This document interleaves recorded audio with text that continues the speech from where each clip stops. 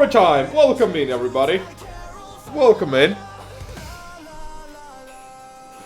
Grab your drinks, grab your food, grab your snacks, whatever you might have. Tonight is Storytime. Yeah, they're not expecting to be that good, honestly. Even though it's definitely AI music, it's not that bad. I mean, it's Christmassy. It's fine. It is whatever, you know? I'm feeling festive today, so I brought my Christmas glass of gin. Fa la la la la la la la la. Cheers, everybody.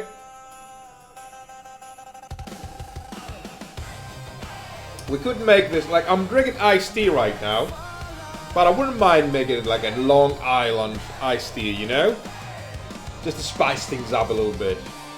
How's everybody doing? How was your week before we begin our Storytime Friday? Hope you had a better week than I did. And honestly, I think I just keep saying that right now. Every time I say, oh no, it was my worst week ever.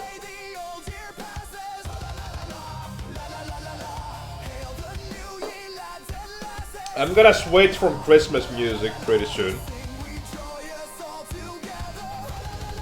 But yeah.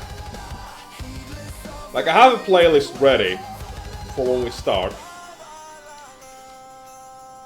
I have a couple of stories to say tonight, and I might say a couple more, depending if people are active and shit. And if some special people come in, I will definitely say a very interesting story as well.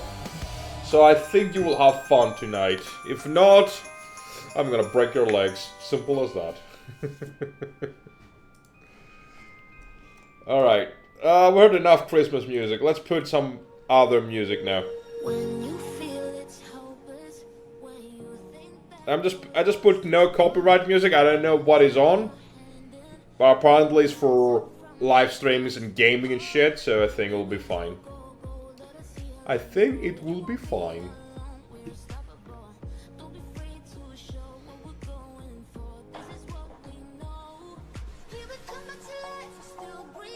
It's alright. It's better than nothing, at least. It's better than nothing. Now, I'm gonna wait like a few more minutes to get people a chance to log in. I should probably say something to a few people, actually.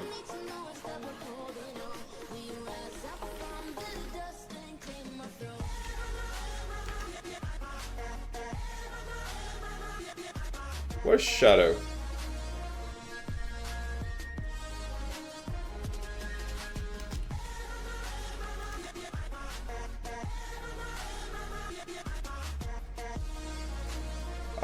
Tonight we're not gonna play something. Tonight, what we're gonna do is we're gonna do Storytime Friday. Storytime Friday is basically we hang around and we tell like real life stories. Some are dramatic, some are comedy. All of them are real, and 100% guaranteed. Well, I can't speak for every story. Every story that I say from my experience is definitely real. But I cannot say anything about the other stories we've talked about in the channel. Yeah, basically let chat stream. Later on, later at night, we might play something I don't know, I haven't decided yet. We'll see how it goes. Right now, it's just all about relaxing. Get our, groove on, you know? Relax. Let all the stress of the week go away, melt away. While we have fun. And usually we make fun of myself here, so that's that.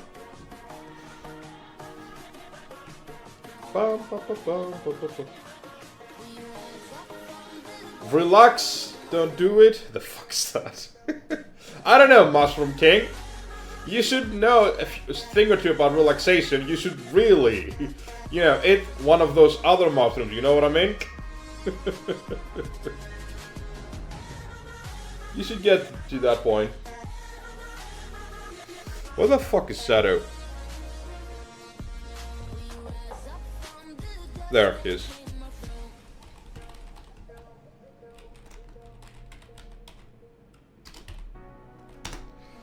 Alright. let me reveal the first story. We're gonna start slow. I don't grow those legally.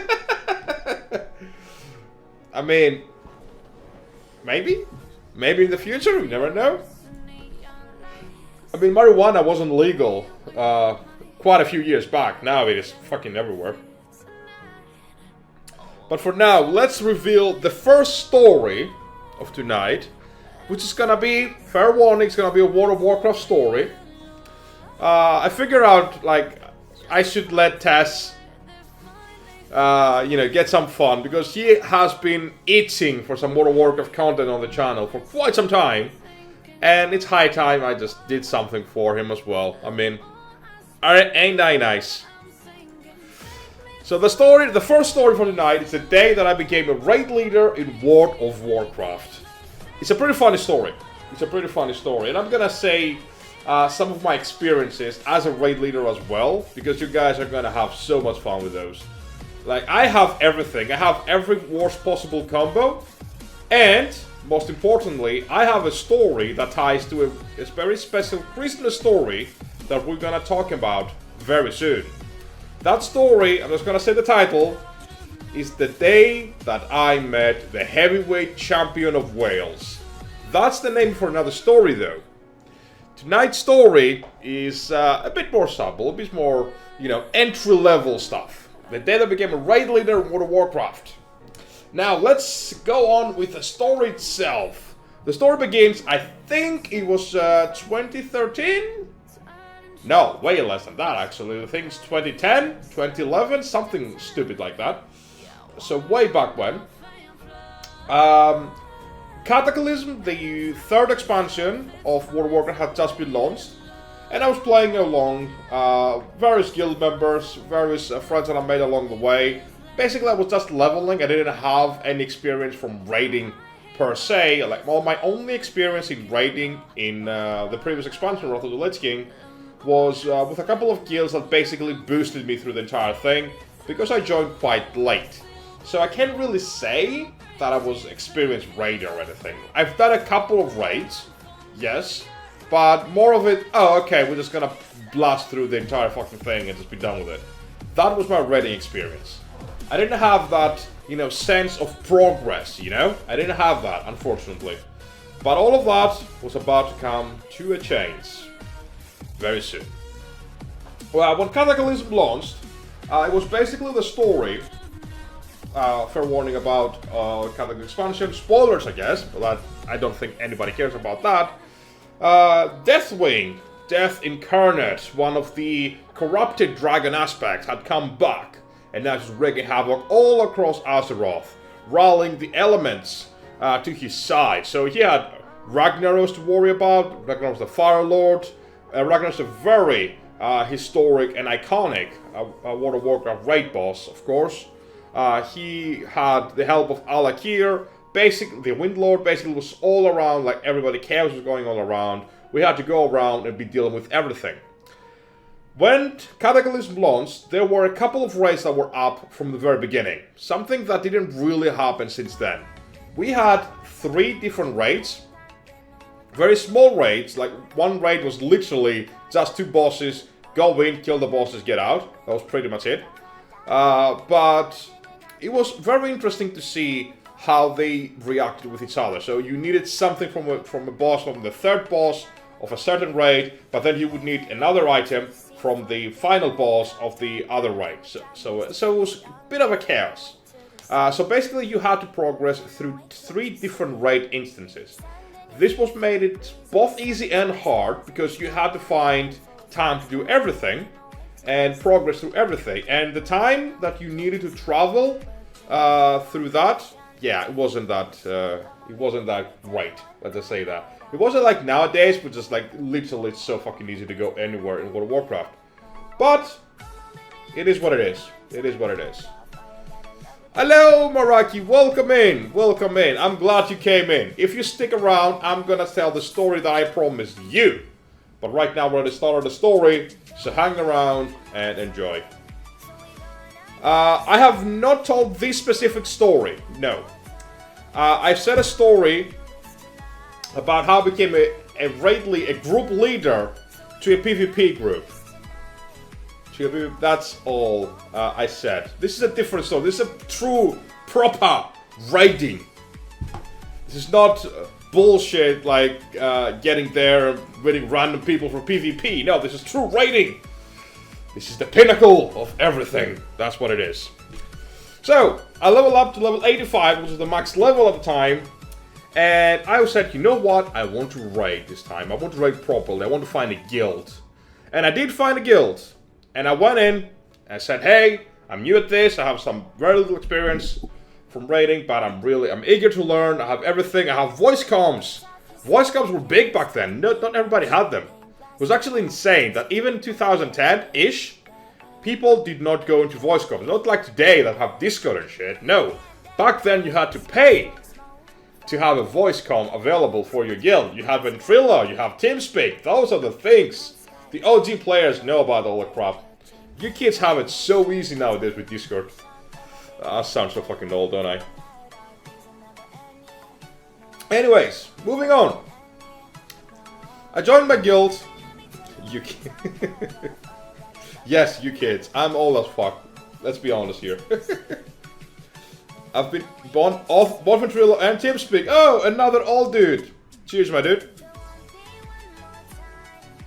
Cheers, my dude, indeed. So, I am now at my new guild. I said, hey, I'm new and stuff like that. Don't worry, we're gonna have you as a raid application for now. We're gonna bring you for a raid, see how well you do, and decide what we do with you. It's like, okay, fine. I was playing Warlock. Kyrian! Welcome in, my dude! But most of the clan leaders were boomers like you. Fuck you, Shadow. I am a boomer indeed, though. Like, I'm definitely a boomer in age. Jesus Christ.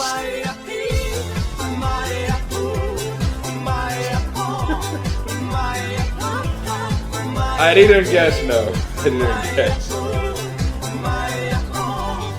You started a hype train, and you ruined my entry of the story, but the best kind of fucking thing. I love it. Thank you so much, Tyrion. I love you. Yeah, they are on discount.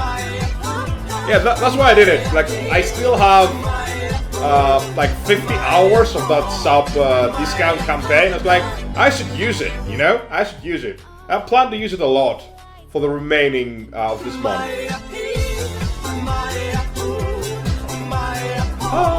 DK just subscribed. Hey, we got DK subscribing. Oh my god, what happened now? Admiral, another 5 subs. Jesus. What? What is happening right now? Maraki with another 5 subs. Wow. Wow. 15 subs right out of the gate. Literally 28 minutes. Hype train is on its way. Hype train is on its fucking way, isn't it?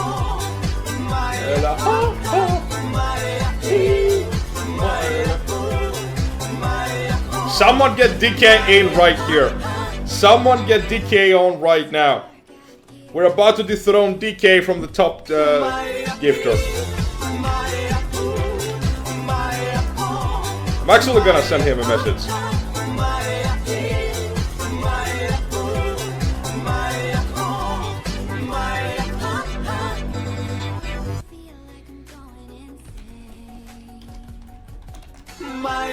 Wow, thank you so much. I really appreciate it, guys. I really appreciate it.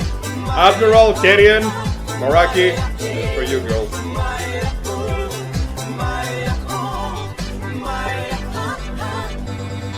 It's pretty much, right now, it's pretty much, we're gonna just stand here and wait for all the subs. Moose and Mojo subscribe, nice! Daddy Killy got a sub.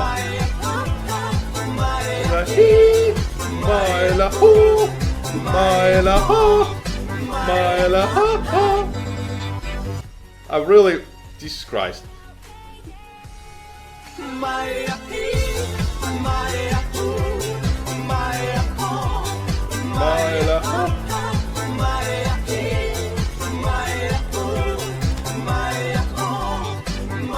Oh no, Admiral, hope you feel better soon, my brother. My Brook brother.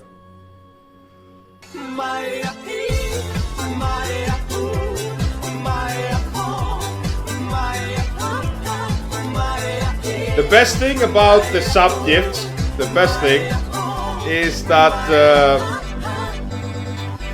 by the time the hype train ends, the sub will still be ongoing. Welcome in, Daddy Car. Welcome in.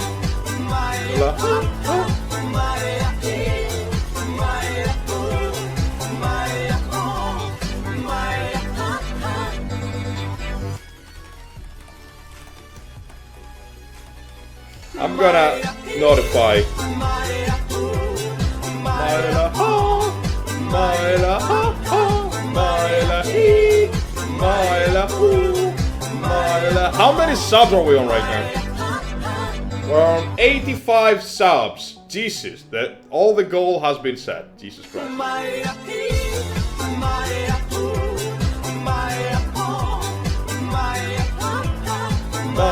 he, Myla hoo, Myla ha, Myla ha ha. Welcome in everybody who's joined right now. Hype train level 4, and I fucking love it.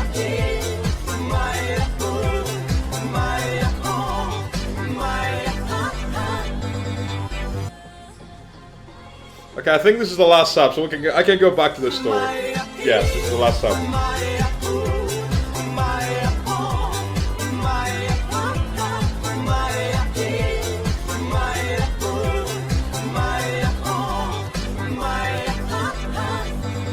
Okay, thank you so much for the 15 gifted subs. Love you, Karian. Love you, Admiral. Love you, Maraki. So much to the death. Big heart. And I love you. And I love you. Welcome in, Atlas. Welcome in. You came at a good time. You came at a perfect time. Now, we are going to continue the story that I started. Oh, where did I even leave the story? Oh my god, I probably give a note or something. Anyways, let's go on. So, I've joined that raid... Oh my god.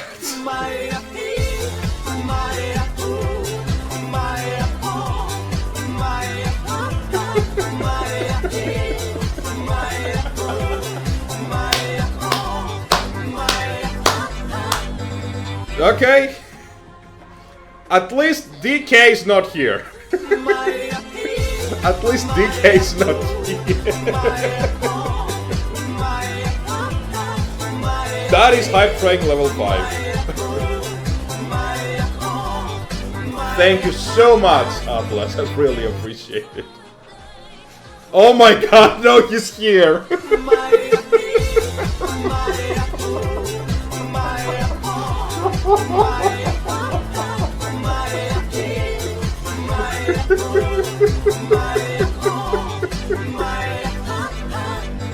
God.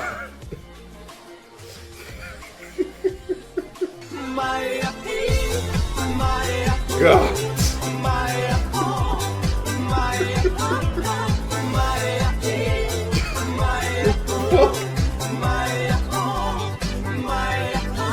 Oh my god. I am sweating right now. Just FYI.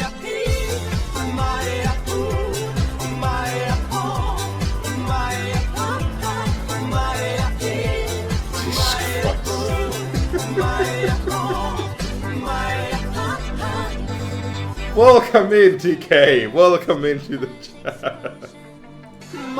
You guys are fucking crazy. You guys are just fucking crazy. I mean, okay, sure, it's on me. It's on me, for damn sure. I made that sub campaign. I did not expect it to go that big. Yeah, I did manifest this. It's definitely on me. This is definitely on me.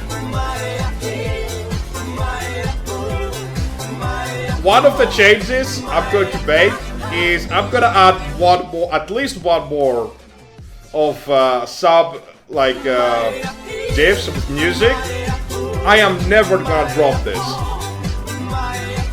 I don't care if the stream is unplayable for fucking hours. This never gets old for me. This is insane. Plus, look at how happy I am. Look at how happy my face is every time. Like, look at it. Maila, Maila, Maila, Maila, Maila. It's amazing. Drink water, you dehydrated bitch. Yep, literally Christmas.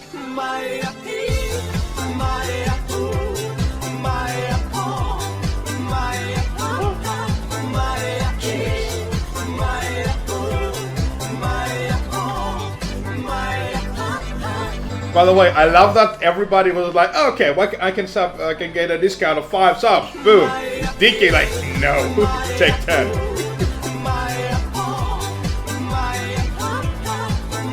It's insane. And we still have quite a few. 1, 2, 3, 4 subs left. Okay. 4 subs left. And I can finally go on with the story. And I can finally go on with the fucking story, man.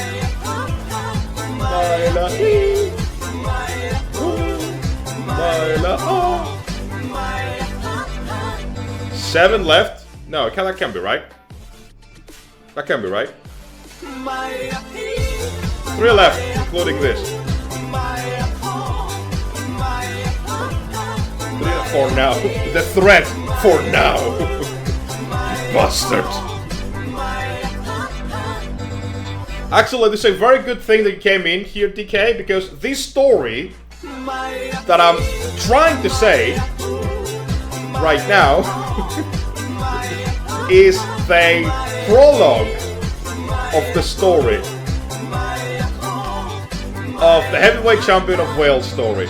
Okay, last one is right here. And I can properly say my thanks. Finally.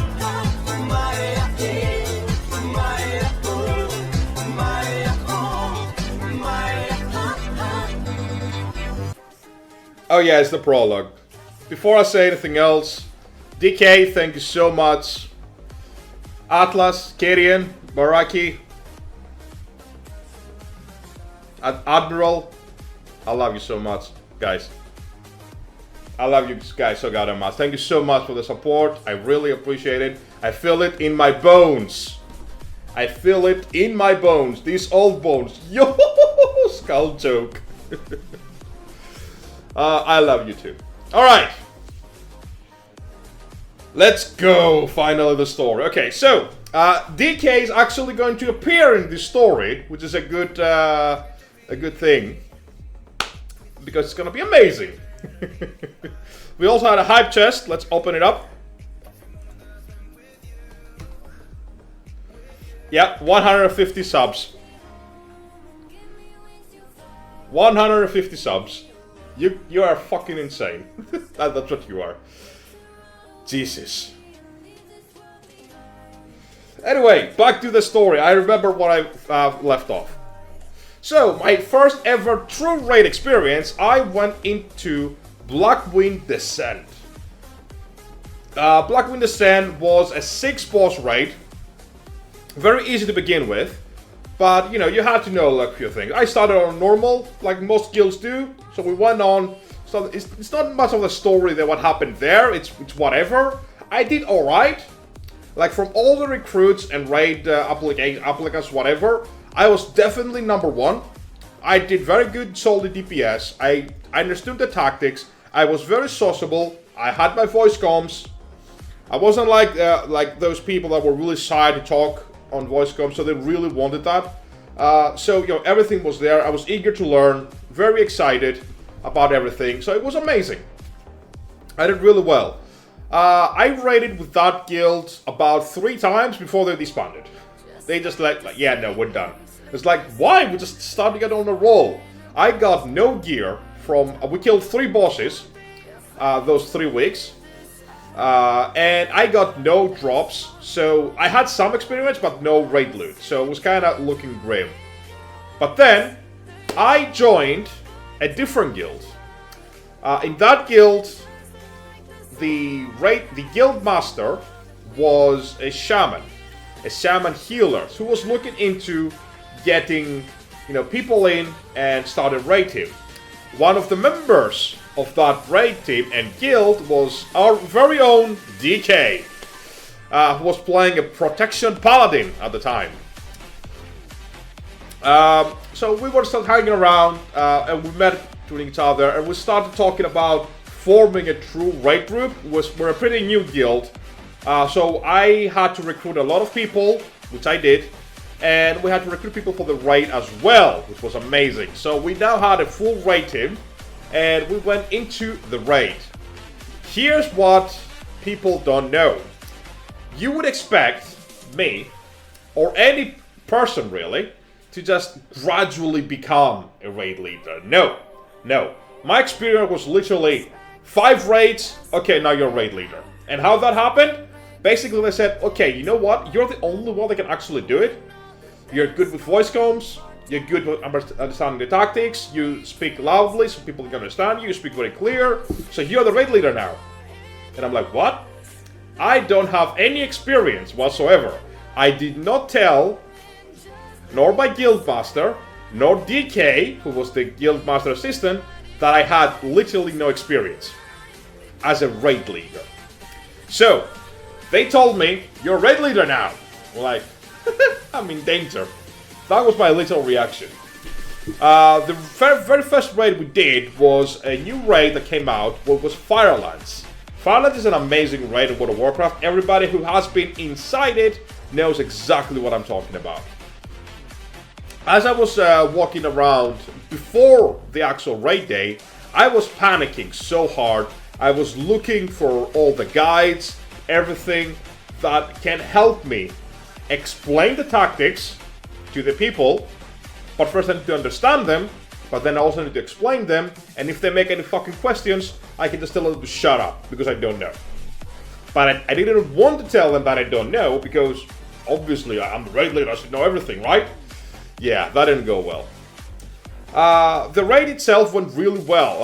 We went in, we started clearing the trash, which is basically like the easy mobs, basically. Everything leading up to the boss itself. And we started doing the first boss. Before we pulled, I explained all the tactics, almost word by word, from the guide I saw online.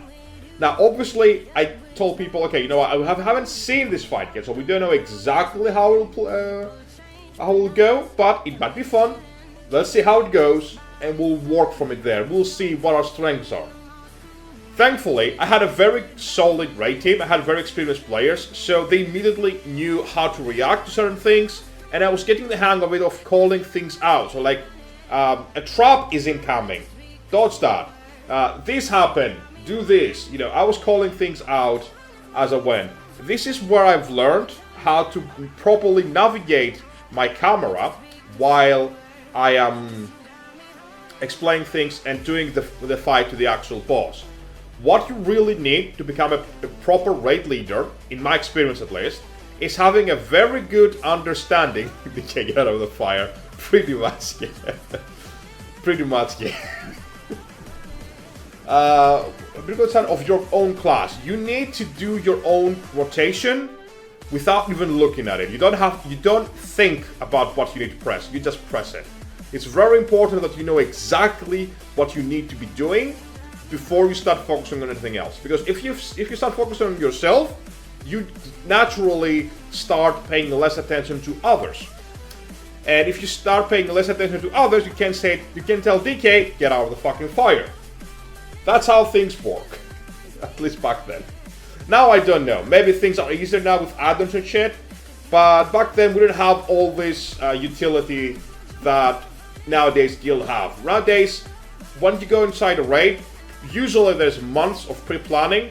It has already been done extensively, so you have a pretty good idea on what to expect, at least on normal difficulty. As you go down the difficulty level, obviously it gets harder, like something changed, but normal, it should be very easy. Most people clear normal raids nowadays literally in the first week. It's not a big deal. It's not a big deal. But, moving on. I had to learn on the fly how to manage 9 other people, including myself. And I had to make some really difficult calls in the manner of, we need to change everything that we do and we were discussing minutes ago, throw it in the bin and make a new tactic, because that tactic was not working for us. Which is another aspect of a great raid leader. See what the team is capable of and work on your team. Not on the accepted tactic of what everybody's doing or what the top level is doing, but what your guild and raid members and whatever is capable of doing. This is very important. If you ever want to become a true leader in any kind of game, don't look only what the top players are doing, look at what you can accomplish with the players that you have with you. It's very important. And because I did that, we actually managed to kill at least one boss that night. So I was really happy, because I saw to myself that if I really want to, I can become a proper raid leader, which is something I really miss. Not so much as being a raid leader, but being someone that calls out something or that makes out tactics for the team. I really miss that. Look, those are really good times. Nowadays I can't really do it. I can probably just do it for myself, like work on myself on what to do. I cannot really expect to pay attention to anyone else. But back then it was everything for me, man. Raiding was everything for me back then. I loved it so much.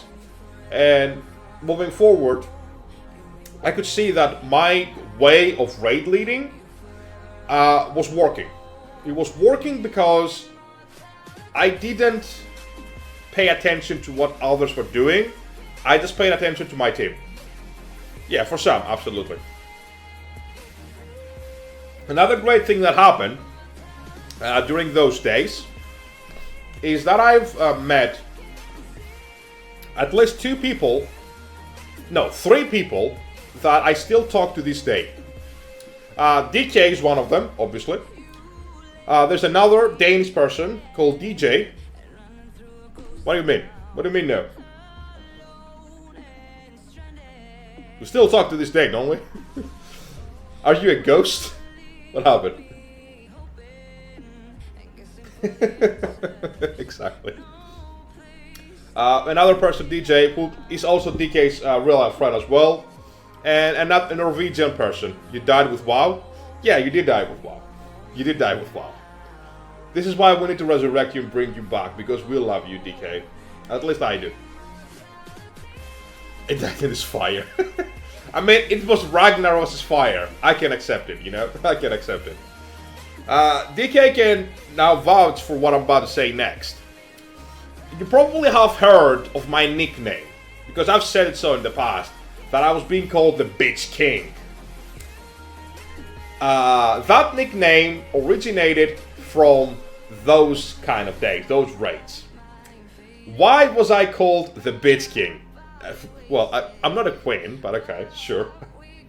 Sure, we can do that. Why not? I can be the Bitch Queen for the day.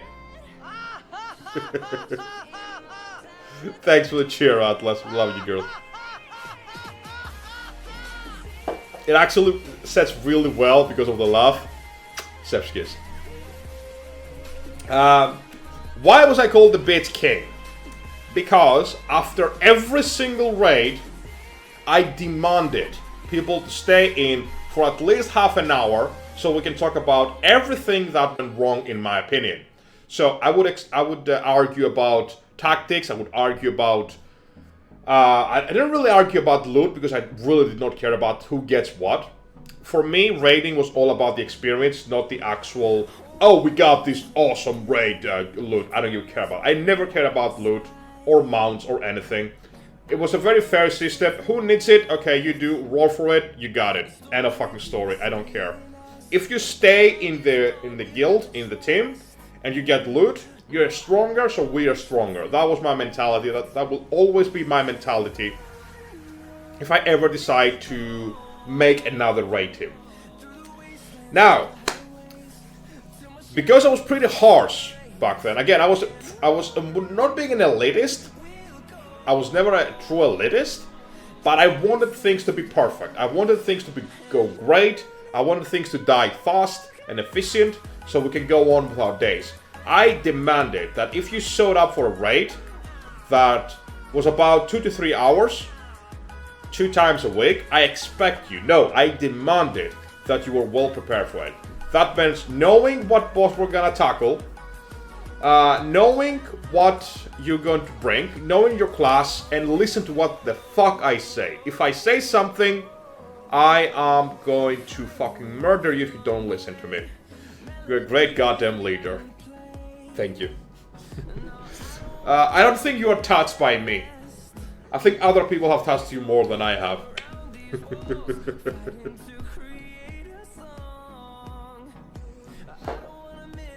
But like I said, after every raid, I was bitching at everyone. I'm the bitch king. Like I said, I was just saying that. I'm the bitch king. So I was talking to everyone, and I was bitching about everything. At some point, they just called me the bitch king. They just calling me that. I was like, you know what? I'm the king of bitches. I will take it. I will fucking take it. And that's how the story of me being called the bitch king was born. And that was the day that I became a raid leader in World of Warcraft. That's the end of the first story. My god.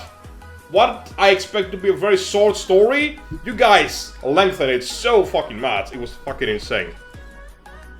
It was fucking insane. Oh. I'm touching myself tonight. Oh, trust me, I'm touching myself tonight as well.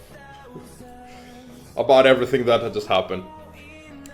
Let me do that. While I prepare for the next story. Yeah, those are the golden times. Those were the golden times indeed. I would love to go back to those times, man.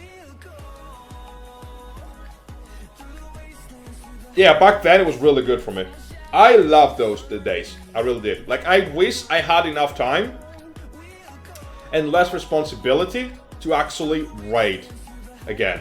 Or not just necessarily World of Warcraft, but play competitively in that kind of scenario. I just love that. Probably World of Warcraft, to be honest, because that's my game, that's my jam. But yeah, I just love it. So, before I move on to the next story, I would like to hear from you guys. How was your week? Tell me, how was your week? What did you do? Anyone annoyed you? Who should we kill? As I fill my Christmas cup.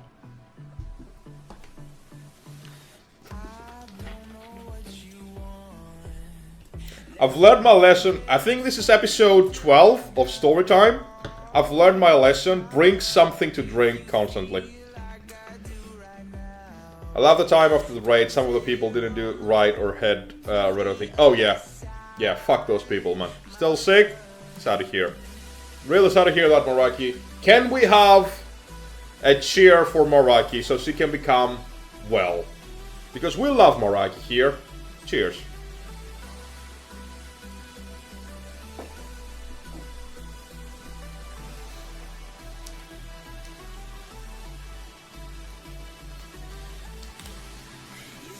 Okay, before I go on to the next story, while you guys type whatever you want to type, if you type, I don't know, let me remind you of what we are going to be doing on some very special days. Christmas is of course coming. I will be streaming on Christmas Day. I don't know for how long or what exactly, but we're definitely going to be doing the meme review of the year. So I'm gonna go on my Discord, check out all the memes that you guys posted, and decide which one we have to be talking about and do stuff like that. That's one part of the Christmas stream that we'll be doing. We will do some tier list, we'll do some quizzes, we'll do some community night stuff. We're gonna have a very good time. Christmas time is gonna be very fun because I'm gonna be spending it with all of you. You're my extended family. And yeah, I just fucking love you guys. What can I say? What can I say except you're welcome? Also, Very important. I don't know if it's gonna be on Christmas Day specifically, but I am definitely going to be replaying a Christmas game we played back in about 2 years ago. Cthulhu Christmas, something stupid like that, I don't remember. But we're definitely gonna be playing that, and I can't fucking wait. Now, let's reveal the next story for tonight, which is... I think it's gonna be very interesting to some of you. I think it's gonna be very interesting. Because it's the day that I got inspired to become a streamer. This is a very cool story, because this is where everything began. I'm gonna pause for some dramatic effect, you know? Let it sink in. What inspired me to become a streamer? Was it the glory? Was it the fame? Was it the money? None of it. I can smell the failure! Okay, Jesus Christ. That was harsh.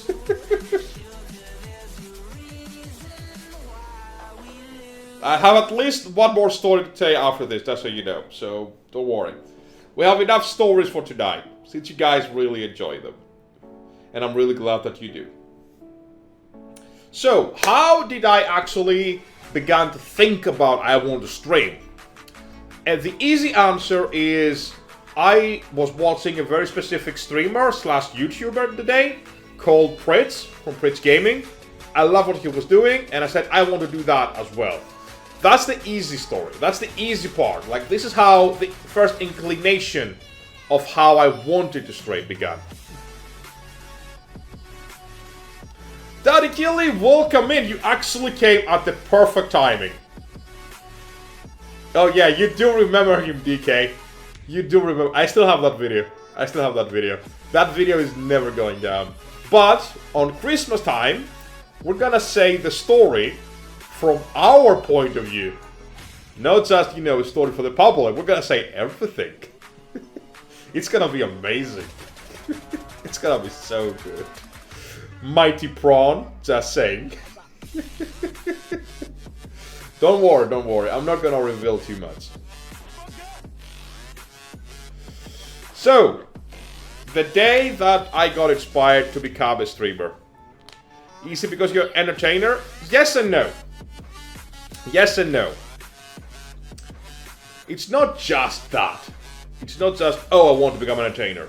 Like, if I want to just be an entertainer, I could do so many other things. I could be a stand-up comedian.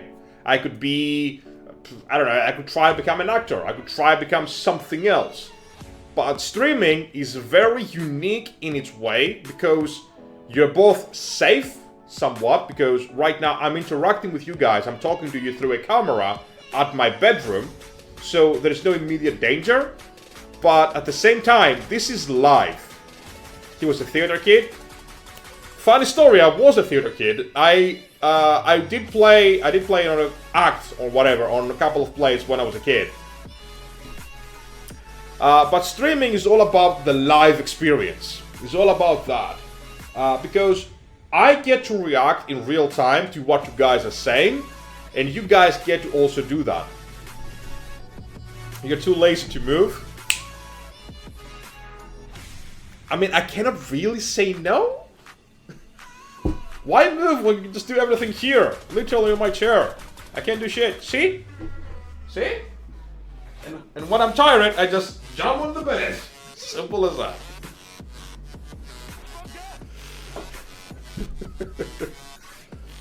Yeah, pretty much. But here's the thing. One of the things I love to do more than anything in the world, is making people laugh, is making people feel good about themselves, is getting the satisfaction of making someone smile, genuinely. Genuinely, this is what I live for. This is the best feeling in the world. If you can feel that feeling, you're fucking rich. This is very important.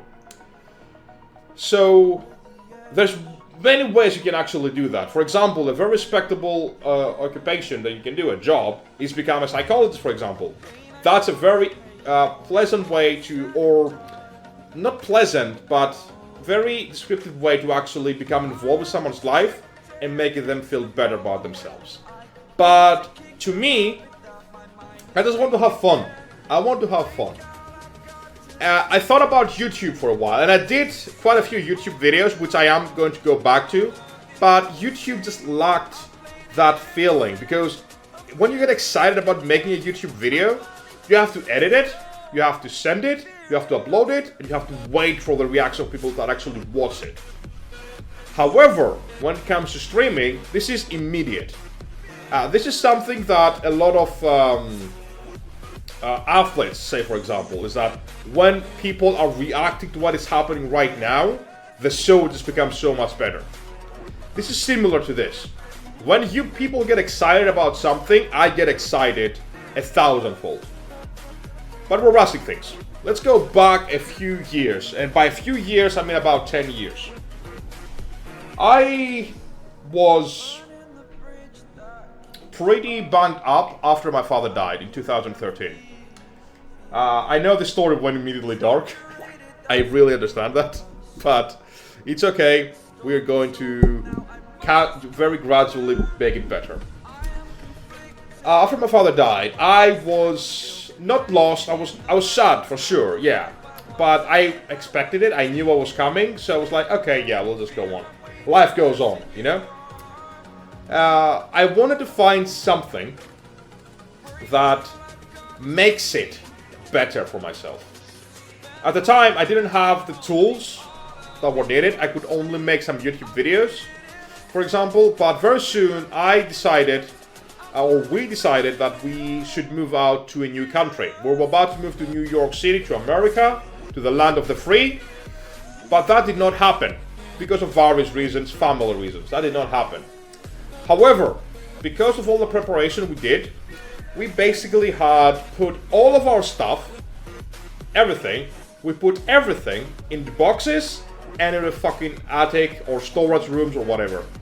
So all my home, all my stuff, all my furniture was locked outside, and I had no place to live because I literally ran it out of my place because I was about to move. Now that that did not happen, I had to find a new place to live. I brought some of the stuff in. I didn't have a PC because I sold my PC because I'm not gonna need my PC now. I'm gonna move to America, land of the free, so I'm not gonna need a PC. So I had no fucking PC, and that sucked so fucking much, let me tell you that.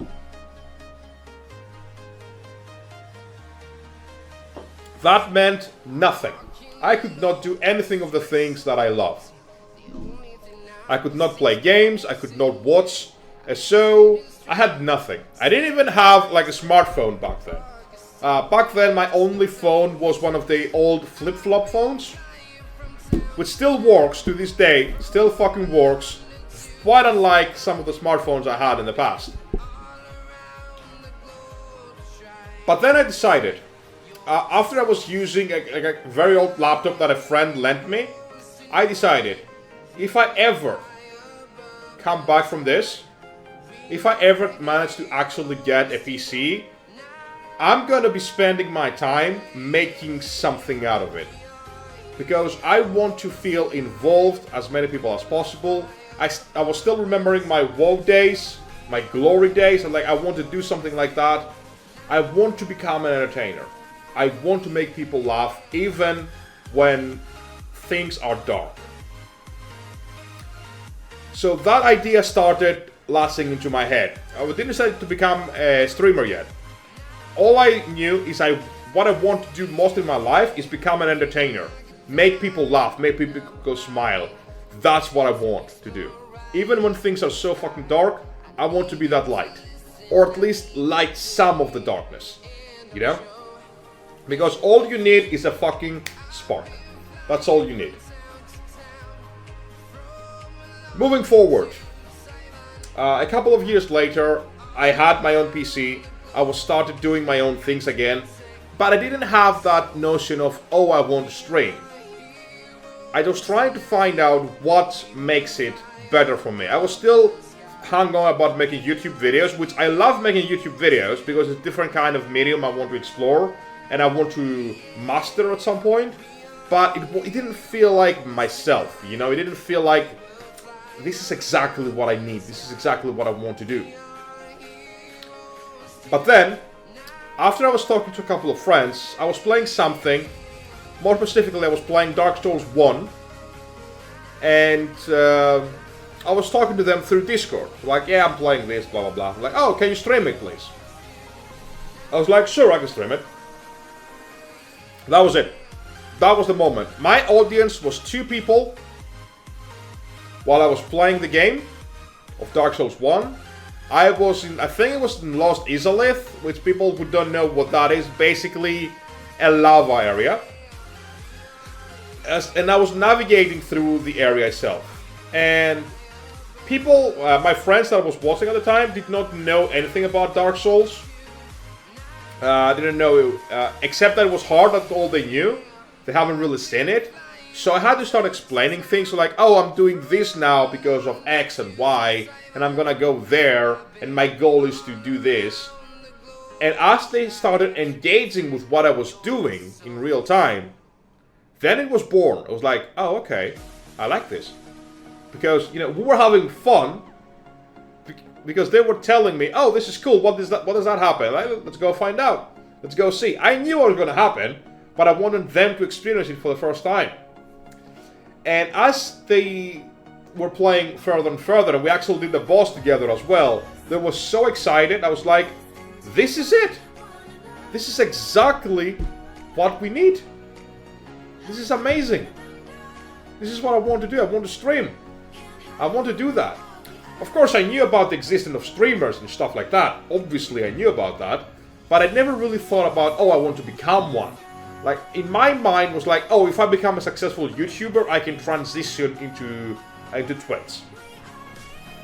For me, it's the complete way around. I want to become decent at Twitch, so I can go on YouTube and make a sensation there if possible. That was the day that I got inspired to become a streamer. Let's go a bit over the story itself of how I actually went down the road, because that's just one day. What truly inspires me to keep going, even when things are going really bad in my life, is every time I log in, I open my stream, I start doing whatever, and people come to it. People say something stupid like, hello, how are you doing? Or fuck you. Or in the, like, Tess, for example, always making fun of me. This is interaction. I am making someone's moment at that time. I'm pretty sure I've made every single one of you that's watching right now smile at least once. That's what I live for. That's why I'm a streamer.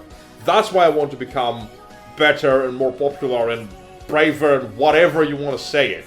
Because that moment, when I make someone smile, when I make someone laugh, when I make someone feel good, that's what I live for. That's my calling, that's my role in this life. And being a streamer is just one part of doing it, it's one way of doing things. But I just love the real life interaction. You cannot get anything other than this.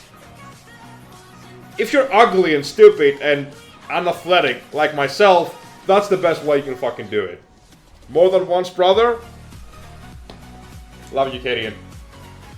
And that was the day I got inspired to become a streamer. You don't know that feeling? Are you fucking kidding me? You think that you buying those subs make me happy because of, oh my god, but sort of a buttload of money? No, it's because of the emotion that's behind them. That's the feeling. Because when you see my face light up, it's not about, oh, I just got it paid money. No, it's like, DK loves me. Someone cares about me. That's the best feeling in the world. So this is for you, mate. So, I hope you enjoyed that story. I thought, I would really think it was a good enough story. It was a decent story. It's definitely funny. I mean, to be fair, Time Zone, you are number 2 on gifted subs. Granted, there is a huge difference between you and number 1, but still. Thank you so much for supporting me. Plus, Time Zone, you have been here way too much. Like, you've been here for ages. I think we've met on Dark Souls 3 run, the first run I did. And you stayed since then. So you fucking love me, deep down as well. So this is for you.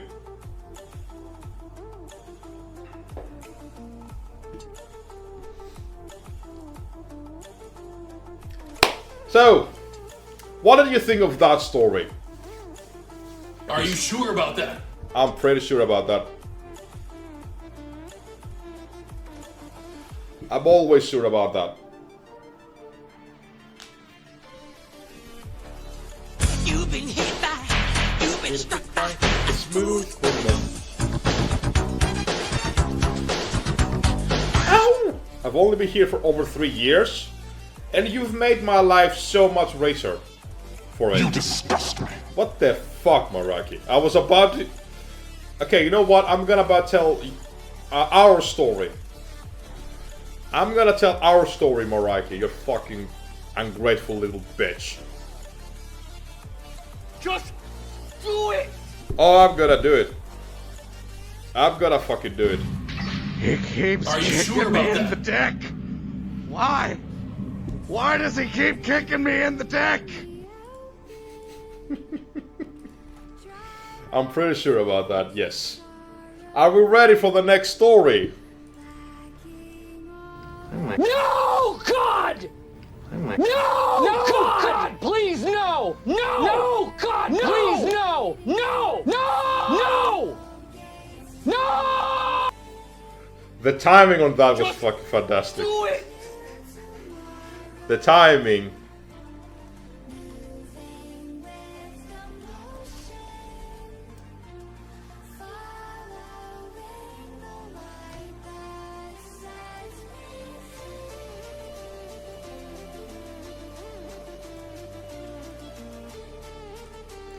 And I'm here to make my fan happy.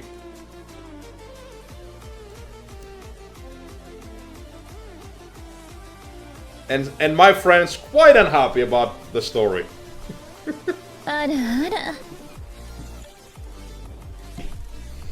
So, the next story is gonna be a more personal one.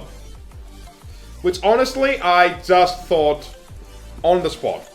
Like, a couple of hours ago, I was talking to Maraki on the phone, like we do pretty much every single day. I am literally her gay friend, by the way. This is how I feel every time we talk. But I said, you know what? If you come on fucking Storytime for a change, I'm gonna tell a story. The day that I met my BFF.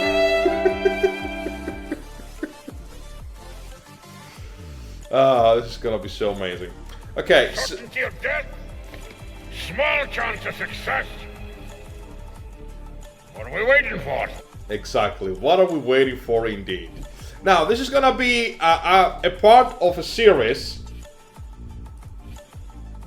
What song is this? That's a very good question. Let me tell you. Have no fucking idea. But I can give you the link to what I just used, Kadian.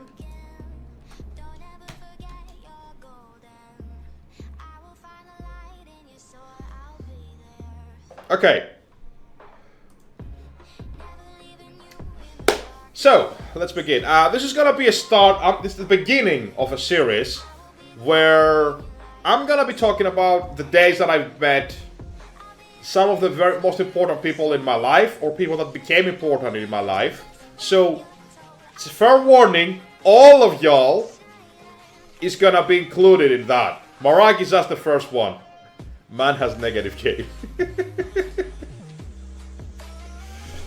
Yeah. Yeah, I'm gonna embarrass all of you. Yeah. Try again when you've become a man. All of you are going to be included in that kind of stuff. Like, because you began with a queen. Yes, I began with a queen. all of you are very important to me, and because I honestly and firmly believe I do things very differently from other people, I am the day that she was a girl.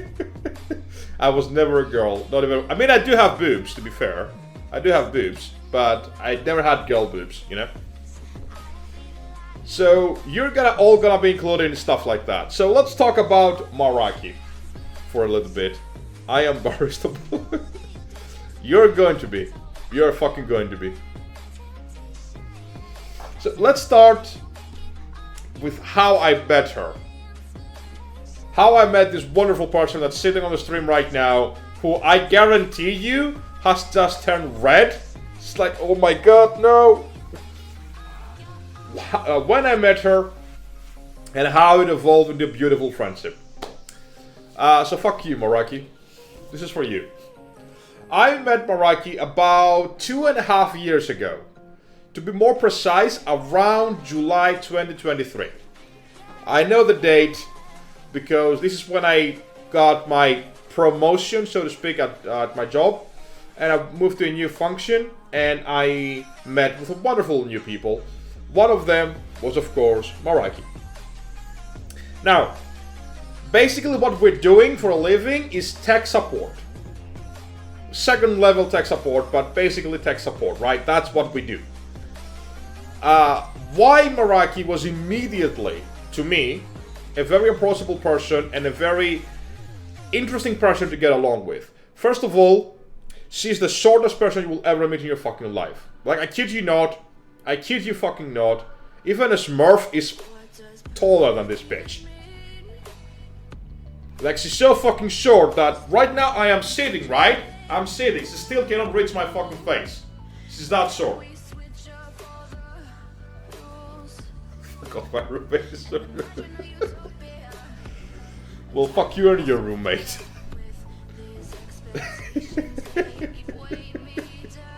She has bright red hair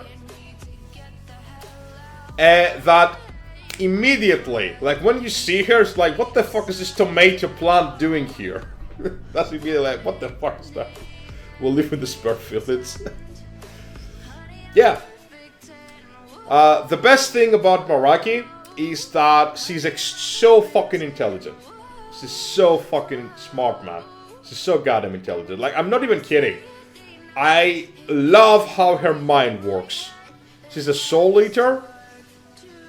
Dude, she's not tall enough to reach your soul. She's not tall enough to reach your soul. Just saying. Don't worry, you're safe. You're safe, time zone, don't worry. All you have to do is literally just, I don't know, get a fucking blanket over her. Like, she's done. So you can go for the knees. She could go for the knees, actually. She could go for the knees. Like the hobbits do. Like the hobbits. Yeah, you're good. You're good. You're safe. Don't worry. You're fucking safe. But what I adore about her is how her mind works. Like, I don't know how or why, she's always right. And I'm not even memeing right now. I'm not even kidding. Whatever she says turns out to be right, to turn out to be correct. Not just in our job. No. In everything that we fucking talk about. I don't know how she fucking does it. She's usually correct. I'm like, how? You filthy bitch, how? You become so... Because it's that good? Yes, he is. Always. Always right. I hate that. Fucking Smurf bitch. Anyways. If you play KTM Drip by Juice, I will sub for you. Welcome in. I don't even know what that is. And should I be worried? My mods are not even here to double check this. You know what?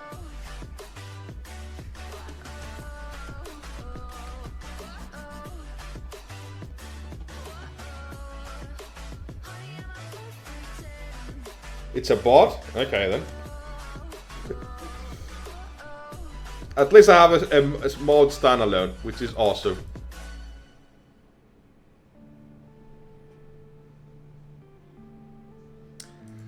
Okay. DK just like... Okay, I see what it is. I see what it is. Okay, fuck this shit. Since none of my mods are here, I guess this falls to me.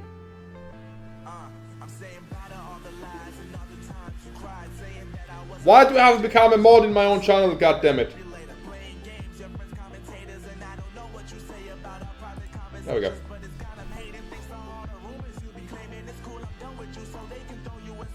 Alright. Let's move on.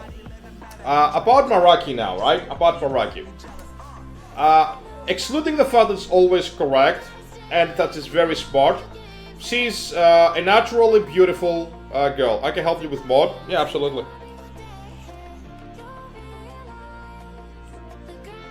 Because you don't better than nothing.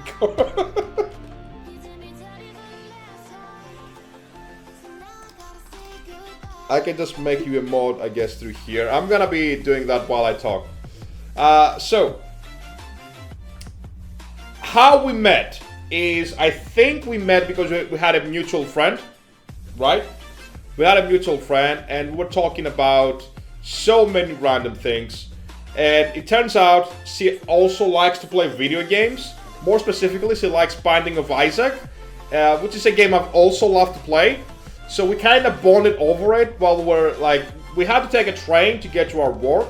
So we're talking about everything about Binding of Isaac and the achievements that I want to be doing and what she has done so far. So we kind of bonded over that. We also bonded of how stupid people are at our workplace, and trust me, I think that pretty much everyone has the same goddamn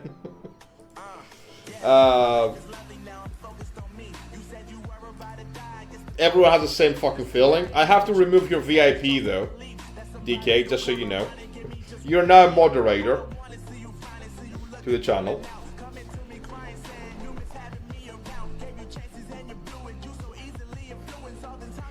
You're no longer a VIP. I'm sorry.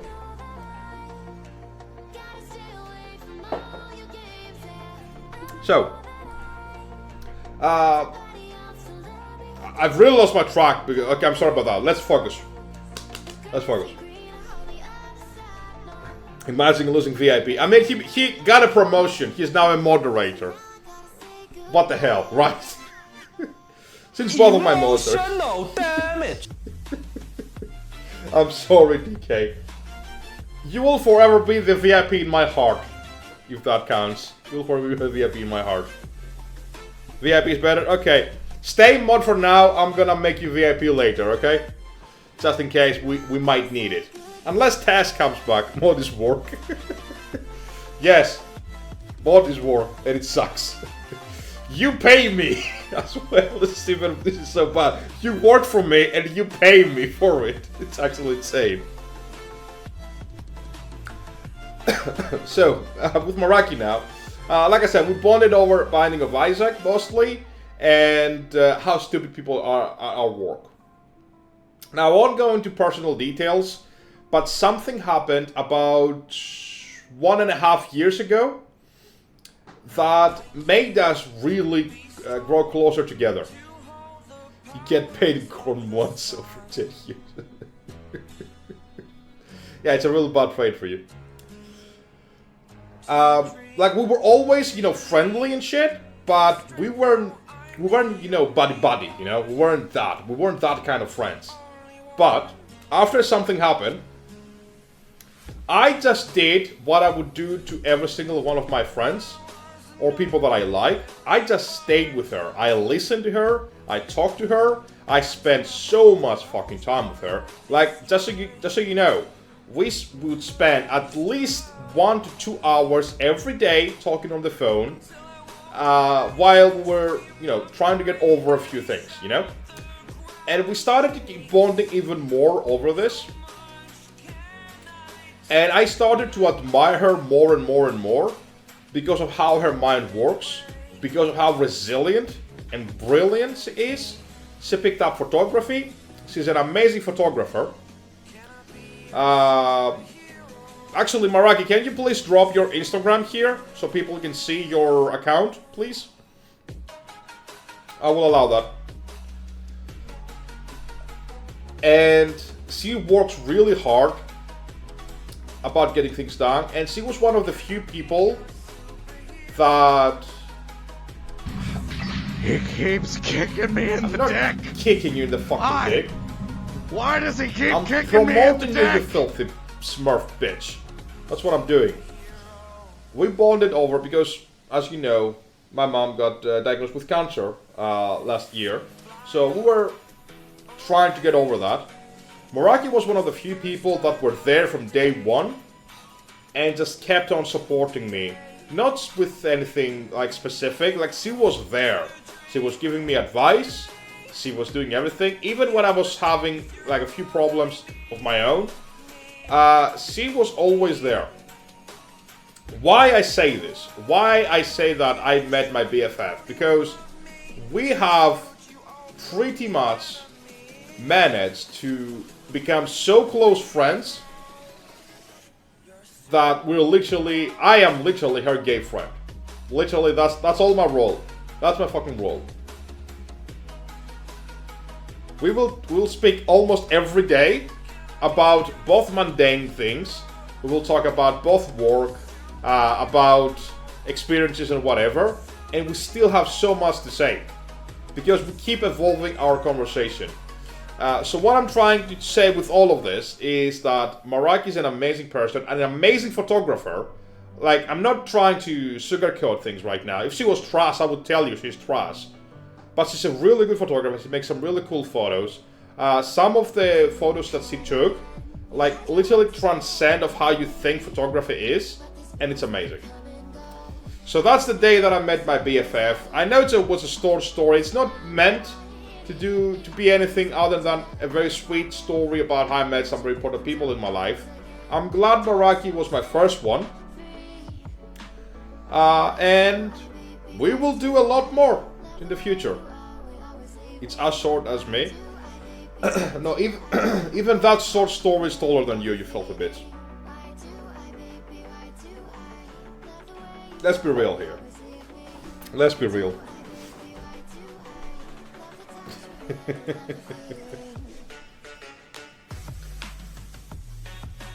Let's be real here. Okay. And that's the end of the day that I met my BFF. Let's remove that. So, now that I am done with that story, that was a bonus story. Usually I say 2 stories, as you might know by now. But I will allow it.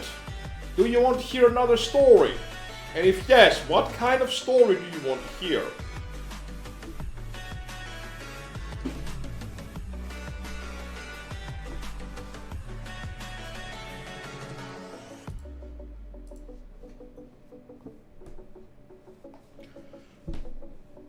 A really funny one? Okay, I have a fun story. Give us a funny one? Okay.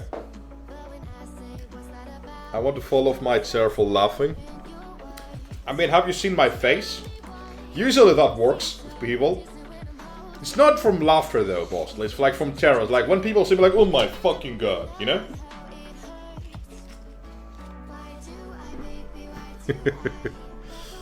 Okay, I'm gonna drop a title and see if you guys react to this. Do you want to know about the first time that I went into a camping room? We're at camp.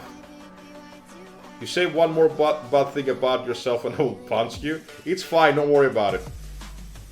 I don't care. You know why I don't care? Because I have people like you, Atlas, that make me feel good inside. You make me warm and fuzzy. And I still get no fucking pussy. I'm good. I'm proud of who I am. I'm proud of who I am. I just don't care about making fun of myself. I really don't give a shit about that. Because I'm just speaking the truth. I don't care. Anyway, how about a story that I, alongside other boys of age around 12 to 13, we decided to go into another room that several girls were staying, and we wanted to kiss said girls. I'm gonna come down to you and pet you on your head. Yes, please, pet me on my head. How about that story?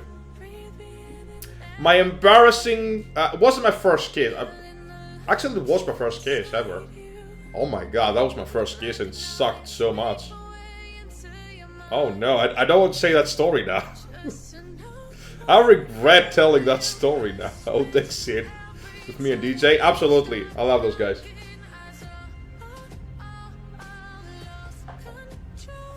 Oh my god, I don't want to say the story now.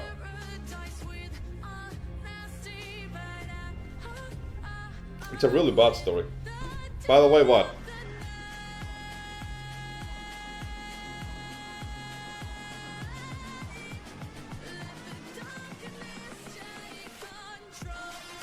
What are you doing week 14?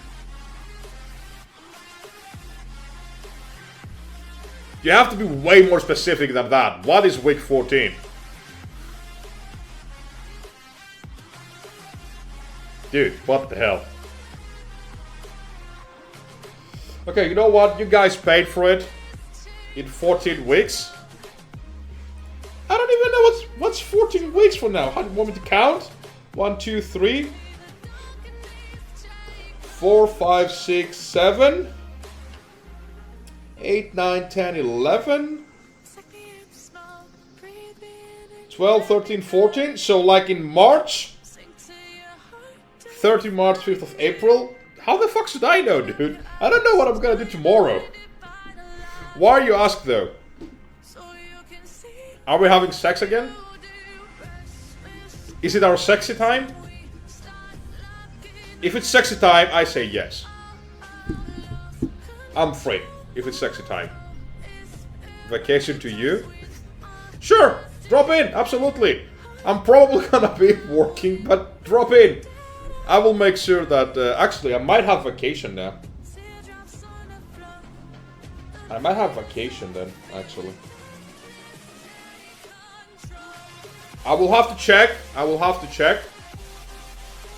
But yeah. Probably I'm free. I'm working, but probably I'm free. Anyway. Let's tell the embarrassing story of me at camp.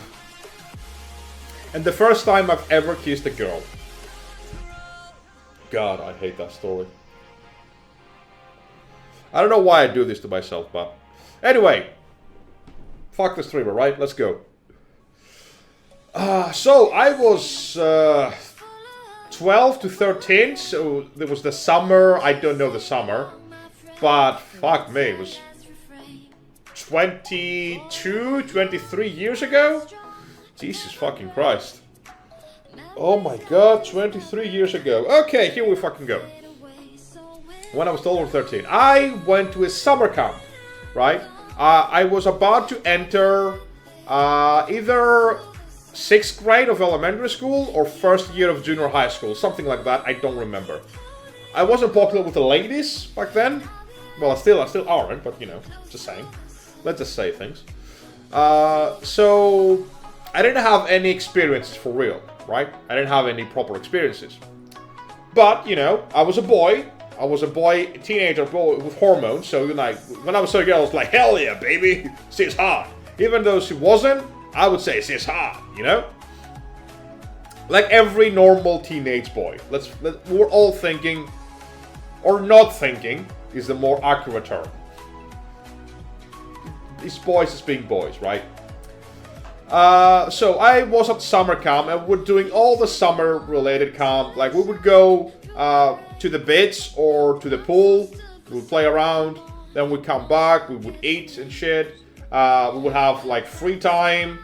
We had to have rest time. Like they made us go to fucking bed at afternoons. Like you need to sleep.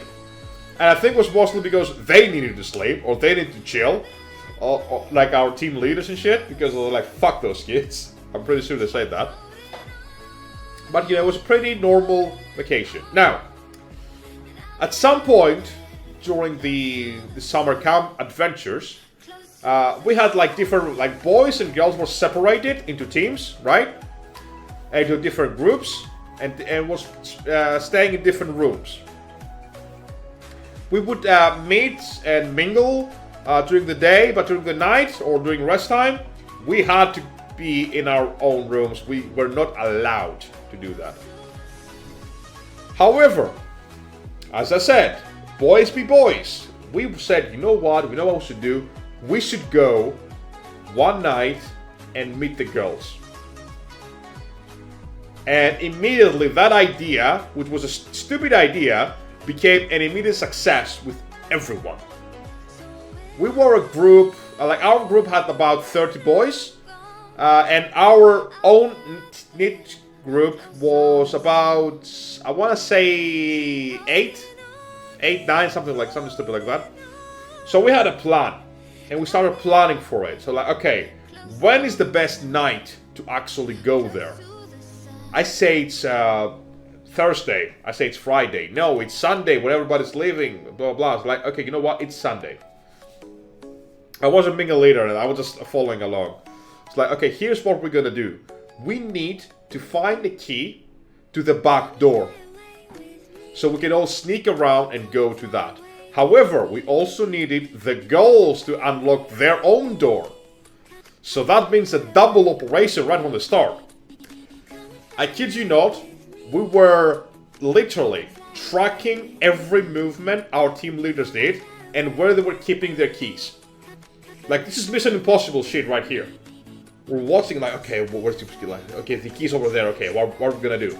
Obviously, we didn't have the ability or mindset or even the money to take the keys and make copies of them, so we had to use those keys. And most importantly, they had to be back in the spot we found them, so we don't raise suspicion. But we were horny. We needed that.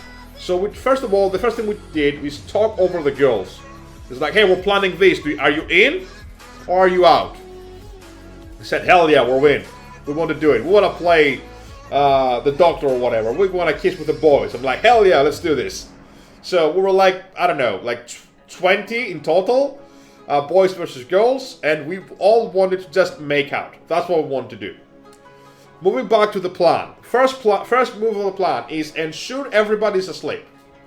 Have a lookout, steal the keys, unlock the door, go to a specific place, make out, go back, put the keys back, go to bed, pray that you don't get found out. So it was a very elaborate plan. Like, this is master escape plan right here. We very easily decided who's gonna be a lookout, because we said, you know what, we're gonna do this at least a couple of times so everybody can have a turn, but someone has to sacrifice themselves so they can be on lookout, so they can notify us if something goes wrong. Thankfully, I was not voted to be the lookout, because we only did it once. So I'm really thankful for that. Really thankful for that, because I gotta just get on the list. First things first, we need to find the keys. I mean, we knew where the keys were, but we had to find a way to actually get them without raising suspicion. Where they were keeping the keys, they were keeping the keys at a close by, I want to say, it was basically like a small cube of a building. That's the best I can describe it. Where they would put like everything that was needed for all the rooms that we were staying in. So there would be like keys, like batteries, like first aid kits, stuff like that. First we need to find which key was the right key, because we didn't know what kind of number system they used. Thankfully, the back doors, the ones that we were actually actively looking out for, they were engraved by something similar to a backdoor. So we knew what kind of keys we were getting, but we didn't know which key was it. So what we had to do is literally, because it was every time was one person inside that fucking cube. So we had to find a way to distract the person long enough so we can find which key does what. We managed to find a way when everybody was at lunch. How we decided to do it? We decided to have 2 people pretend they're sick. So when everybody was at lunch, they sneaked out of the room and they went to the cube room, whatever, and they got all the keys and they decided to, you know, try them in every door. Basically, they tried on the doors that we needed them to try them for. They did. They found which keys were what. They marked the keys with something so we know which key does what. This is very important now. Now comes the next part, is decide the day. We decided it was a Sunday, as I said before. Okay, we found the day. We know the keys. Now comes the really strange part, is sneak out at the first door, at the main door, sneak out through there, get the fucking keys, and then unlock the back doors to both rooms. Our person had to be small, had to be nimble, had to be quiet. So I was definitely out. The team leader, who was, I think they were about 20 years old, something stupid like that, they had to be asleep or awake. Usually at night, they were always at the room because they needed to be looking after us.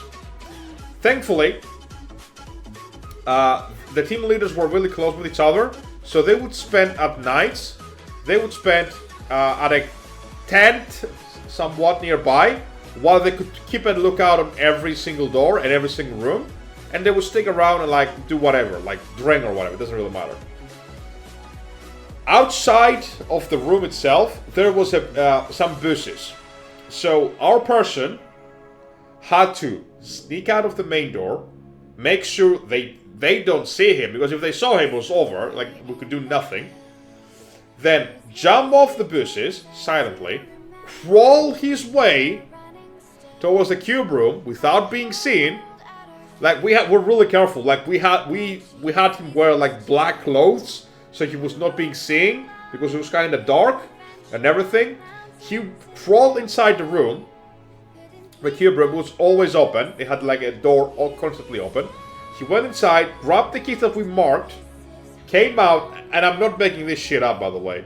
I know this sounds insane, but I'm not making this shit up. I really don't. He grabbed the marked keys, came back to us. He went straight to the back room. He unlocked it, went to the girls' room. He unlocked that. So now the way was open. He came back to the back door in our room and said, "Hey, it's unlocked. Now we can go." Now, the lookout didn't have a proper way to actually notify us. So we just prayed that he would find, I don't know. We didn't have like cell phones back then. That wasn't a thing. Nobody had them. So there wasn't a sure kill way to actually ensure that we got notified if they got it. So they basically made it so that we were sleeping. Like through pillows and shit like that. So that was their role. Our role is crawl out, well not crawl, but sneak around and go to a predetermined place that was basically like a clearing, a small clearing that we were hidden behind like large bushes and trees. So, the most important thing that we did not decide is who gets who. So we did everything out. The girls were there, we went there as well, but who is kissing who? And like no one knew, no one wanted to say, "I'm gonna kiss you," for example. That was too embarrassing. Again, we're 12 to 13. We didn't know how things work. We didn't even know how kissing worked. We just saw it in movies and shit. So how we do it? How we fucking do it, And at some point he said, "You know what? Let's just draw lots or something." I think what we did is we played Spin the Bottle, if you know it. So we found something that resembled a bottle and could spin it. I think it was a can or something, a can of soda or something. So we would take turns and we would try and spin it. More than often, when we would spin it, it would reach a boy. So I did not want to kiss a boy, for example, so I had to respin again or wait for next turn. At some point, we finally had everyone's pair. My pair was, she was, well, it was a pretty girl. Let's be honest here. Yeah, that's gay. Yeah, exactly. This girl that I kissed had braces. I don't know if you've ever kissed someone that has braces. It's not a nice feeling when her teeth just smack yours. By the way, before I actually kissed, it was so awkward because I was like looking at her like this. Okay, now we're gonna kiss. And she was like, okay. So I just grabbed her head and bring closer to her, and we started kissing. And she just smashed her braces at my teeth. It's literally scratched my, I don't know what it's called. My gums, it scratched my gums. And I bleeded a little bit, but it was fine. It was the most awkward kiss I've ever had in my entire life. It was my first kiss too. It was the first time I've ever kissed a girl at that point. So yeah, that was nasty. But God bless her. Like, the girl was trying so hard as well. Like, she was patting my shoulder and my thigh, for example. Like, yeah, you're doing a good job. You're doing a good job. Do you remember to call her after? I don't even know. I didn't even know her name. I didn't even know her name. Which is the sad part. And I think we talked like twice after that. Before we just left. Oh yeah. Okay, so after about 15 minutes of making out, we said, okay, now we need to go back. The girls had it easy. The girls had it really easy. All they did, went back to the room, we locked the room behind them, and they just went in. We had to sneak back, and we have to send another guy, the same guy that did it before, to go back. However, here was the problem now. They, the team leaders, is in they came back.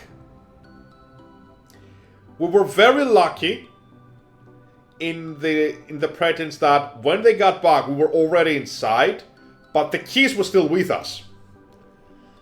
So now we're panicking. It's like, we were in bed, yes, but now we had to return the fucking keys. And we could not do it because everybody was awake. And they locked the door as well. And the keys that they locked the door with, they would sleep right beside them. So now, if we wanted to return the keys, we had to sneak towards the entrance, grab the keys. We were jiggling a fucking lot because there were a lot of keys in that fucking keychain. Unlock the main door, jump out, crawl towards it, return the keys that we used before for the back doors, come back, lock the door again, put the keys back, pray that Team Leader has not woken up, and yeah. Obviously, we were too scared to do that, so we did not do that. What we did, or what we decided to do, like whispering around in the dark, or throwing notes at each other, like how we're gonna do this. We decided, okay, when morning comes and we go on a roll call and shit like that, and we start walking out, we have someone just sneak out while we're going towards the breakfast area, sneak back and give the keys back. Which it did. Spoiler alert, it went out really smoothly actually. Because we're waiting for someone just went in, put the keys back, and that was it. We never did that again. Because we were so scared to do that again. We tried to find different ways to meet and do it, but we didn't have, the proper timing to actually do it. Because it was very strict at camp. because they were so insistent that we stay where they can see us, because they were basically in charge of us, so they had to be held accountable for what we're doing. So now I understand what the team leaders were going through. But that was the day that I shared my first kiss with a girl. And it was so awkward, man. It was so fucking awkward. It was so fucking awkward. In all fucking pretenses. And I really wish I was making that story up. But I'm not. It's probably one of the coolest stories, though, to be fair. One of the coolest stories. And that is the end of that story. As well. I hope you enjoyed that. I really hope you did enjoy that.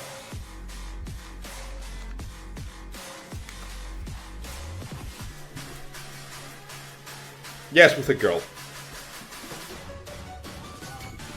It wasn't with a boy. Weren't you not hearing the story, you filthy bitch? It was with a girl. Boys came later. I can smell the failure. Oh my god.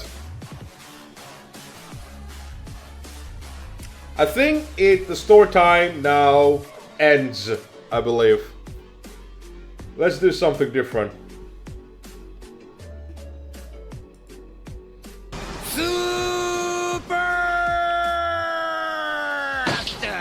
Can't believe you didn't kiss the boys. I should have, you know, I should have done that. Hans a special hade försökt Kamla, 10 out of 10. I'm glad that you guys enjoyed that. I'm really I'm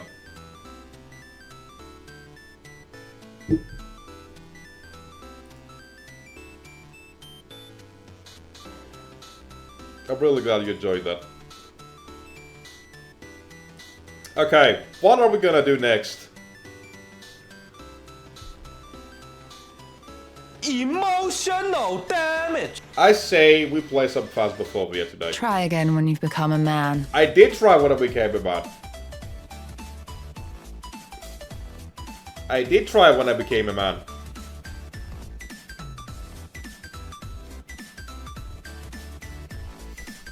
Quick question. Atlas and Kerian, are you streaming tonight?